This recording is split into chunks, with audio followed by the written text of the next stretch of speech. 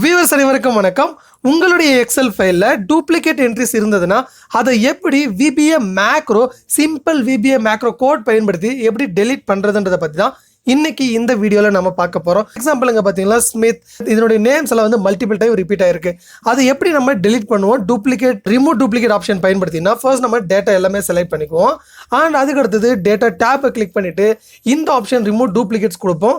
இதில் ஃபர்ஸ்ட் எல்லா காலம் நம்ம அன்செலக்ட் பண்ணிவிடுவோம். எந்த காலம் பேஸ் பண்ணி நம்ம டூப்ளிகேட் வேல்யூஸ் வந்து டெலீட் பண்ணுறோன்ற அந்த பர்டிகுலர் காலம் நம்ம செலக்ட் பண்ணணும். இப்போ எக்ஸாம்பிள் இந்த சேல்ஸ் ரெப் நேம், இதில் வந்து டூப்ளிகேட் என்ட்ரிஸ் ஏதாவது இருந்ததுன்னா டெலீட் ஆகணும்னா அப்போ இந்த நேமை நம்ம செலக்ட் பண்ணிவிட்டு கிளிக் ஆன் ஓகே கொடுத்தா என்ன ஆகும்னா அங்கே பாருங்கள் 5 யூனிக் வேல்யூ தான் இருக்குது, 8 டூப்ளிகேட் என்ட்ரிஸ் வந்து டெலீட் ஆயிடுது. இந்த ஆக்டிவிட்டி எப்படி நம்ம VBA மேக்ரோ பயன்படுத்தி பண்ணுறதுன்னு பார்க்க போகிறோம். கோடை கிரியேட் பண்ணுறது ரொம்ப சிம்பிள் தான். Click on developer tab, visual basic open பண்ண உடனே கிளிக் ஆன் இன்சர்ட் மேலே கிளிக் பண்ணுங்கள், மாடல் கிளிக் பண்ணுங்கள். கிளிக் பண்ண உடனே அடுத்தது இதனுடைய மாடல் நேம் நம்ம என்ன கொடுக்க போகிறோம்? ஃபர்ஸ்ட் நான் ரிமூவ் டூப்ளிகேட்ஸ் நான் கொடுக்க போகிறேன். ஆன் என்டர் கொடுத்த உடனே இங்கே நம்மளுக்கு மாடல் கிரியேட் ஆகிடும். இந்த இடத்துல இப்போ நம்ம சப் ப்ரொசீஜர் நம்ம கிரியேட் பண்ண போகிறோம். Sub and remove duplicate underscore duplicates open bracket close bracket and enter. So கொடுத்த உடனே நம்மளுடைய கோட் என்னென்ன கொடுக்கணும்? ஃபர்ஸ்ட் நம்ம இந்த பர்டிகுலர் ஷீட்டில் இருக்கக்கூடிய டேட்டா டெலீட் ஆகணும்னா இந்த ஷீட்டை ஃபர்ஸ்ட் நம்ம செலக்ட் பண்ணணும். Very simple, sheet data and dot select. So இந்த பர்டிகுலர் ஷீட் நம்ம ஃபர்ஸ்ட் செலக்ட் பண்ணிக்கணும்.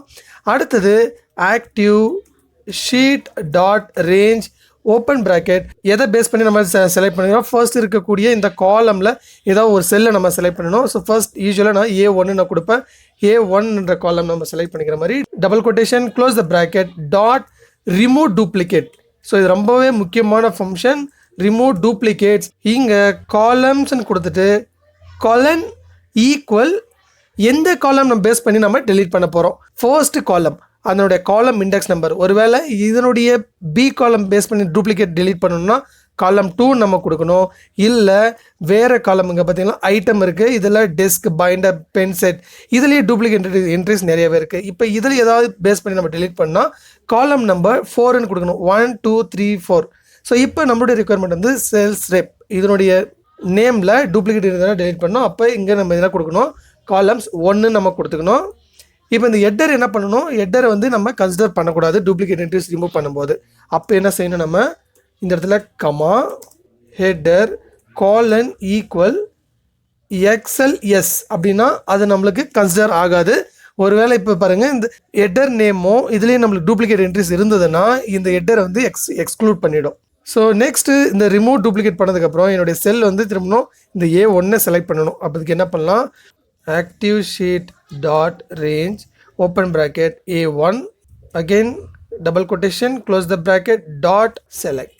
ஸோ இந்த கோடை நான் இப்போ ஸ்டெப் பை ஸ்டெப்பாக எக்ஸிக்யூட் பண்ண போகிறேன். ஸோ ஃபர்ஸ்ட்டு இதனுடைய பர்பஸை நான் வந்து பேசிக் VBA இந்த ஷீட்டை செலக்ட் பண்ணுறேன். ஆனால் என்னோட கோடு வந்து இந்த ஃபர்ஸ்ட் கோடு வந்து டேட்டான்ற ஷீட்டை செலக்ட் ஆகணும். ஸோ நான் ஷார்ட்கட் கீ வந்து F8 நான் பயன்படுத்த போகிறேன். So F8 again F8 press பண்ண போகிறேன். ஒரு F8 நான் ப்ரெஸ் பண்ணும்போது ஒரு கோடும் ஸ்டெப் பை ஸ்டெப்பாக எக்ஸிக்யூட் ஆகும். நெக்ஸ்ட் F8 இந்த ஷீட் செலக்ட் ஆகிடுச்சு. இப்போ இந்த ரிமூவ் டூப்ளிகேட் வந்து எக்ஸிக்யூட் ஆகும். ஸோ இப்போ கொஞ்சம் க்ளோஸாக பார்த்தீங்கன்னா ஆல்ரெடி நம்மளுக்கு நிறைய டேட்டா இருந்தது, ஆனால் இப்போ எல்லாமே அந்த டூப்ளிகேட்டாக இருந்தது எல்லாமே டெலீட் ஆகிடுச்சு. யூனிக் வேல்யூ மட்டும்தான் நம்மளுக்கு இருக்குது இப்போ. ஸோ இப்போ என்னுடைய ஆக்டிவ் செல் வந்து பார்த்திங்கன்னா A14 இருக்குது. பட் ஆனால் இந்த கோடு என்ன ஆகும்னா A1 நம்மளுக்கு கொண்டு போகும். Again F8.